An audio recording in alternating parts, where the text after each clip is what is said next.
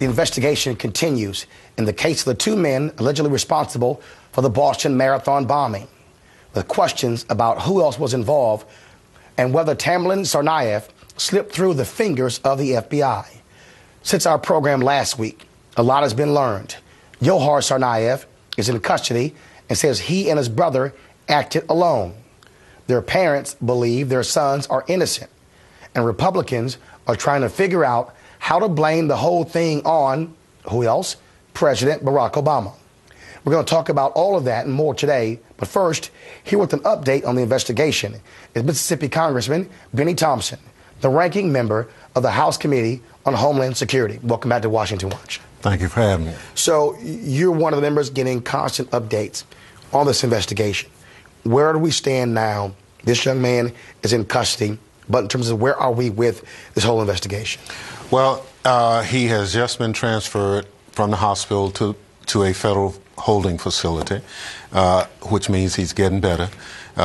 He has an attorney, been read his Miranda rights, afforded the same constitutional rights any American citizen would get. And so the investigation is going forward. There are a lot of things being pushed out in the media, some correct, some incorrect. But at the end of the day, I'm convinced that we have the right person. I'm convinced that those individuals who are tasked with the responsibility of conducting the investigation will do it, all within the confines of the law. There are some people who want to abort the Constitution in the name of fighting terrorism.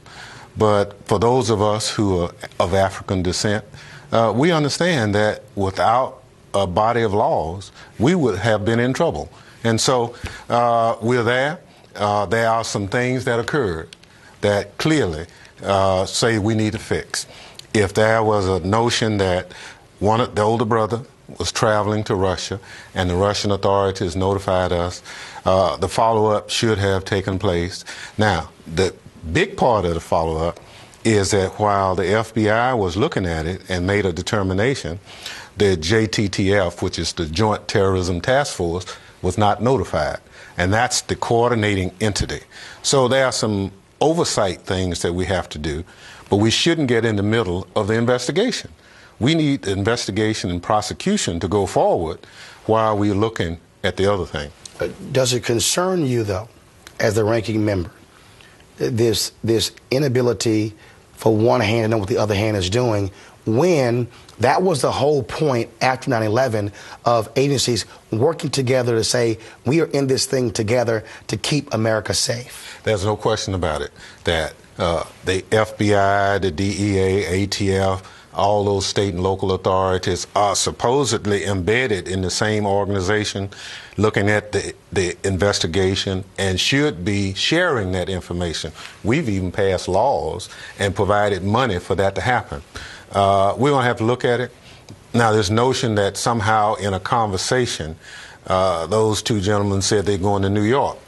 Well, that didn't really come out in the conduct of the investigation. That's kind of after talk. So we're going to look at it, but I'm concerned that our system requires the sharing of information in real time, not 6 months after. So we're going to have to look at it. But the notion that the resources we put together responded to it, the state and locals worked together with our federal partners, and in almost record time, we found the individuals with the help of the citizens. Now, obviously, if average, ordinary citizens had not provided some of the information, it would have been a longer stretch to catch. Well, I mean, obviously, it helps in these days because you have so many people who are taking photos, sharing photos, shooting video, that all of a sudden, I mean, you have thousands of folks sitting on evidence, if you will, because that's the kind of society we now live in. Or the department store camera across the street. Right. Actually, it became the camera that identified the two individuals.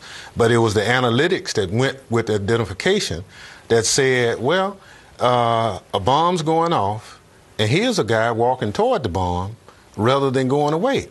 That's strange. But we had 150 people looking at different cameras and pictures, just trying to figure out what's wrong. And they were all in Quantico, Virginia, at the Marine Corps base there, where the FBI do a lot of their work. So it's everybody working together.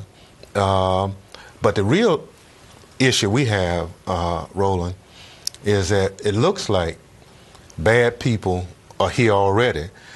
These are not people who are trying to get into the United States. They're here. So we need to look at those people who become radicalized, who are either American citizens or want to be American citizens, who have no criminal record, but something triggers that. And so it's those kinds of individuals that cause us great concern right now. You said those kind of individuals.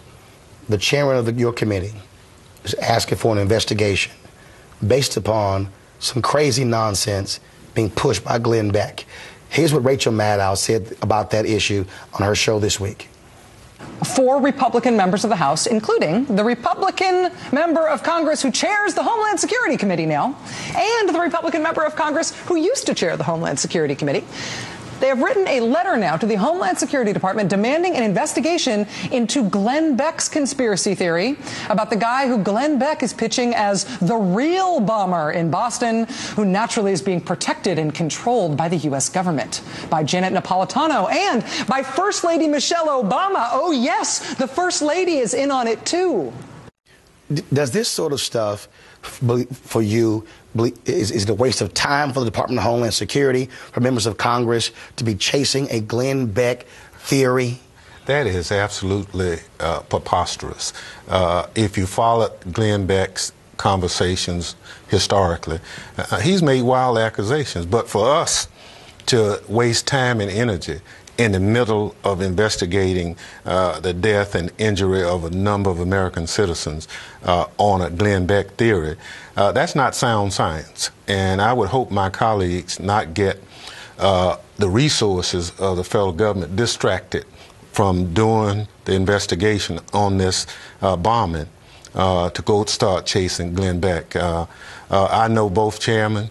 I expect more from them, not to go in that direction. So I'm shocked, to be honest with you, Roland, that people who traditionally have gone hard-nosed on law enforcement are now going hard-right toward chasing rumor and innuendo. Well, it makes no sense to me either. So hopefully, as a member of the committee, you can be able to persuade them to stay focused on the task at hand.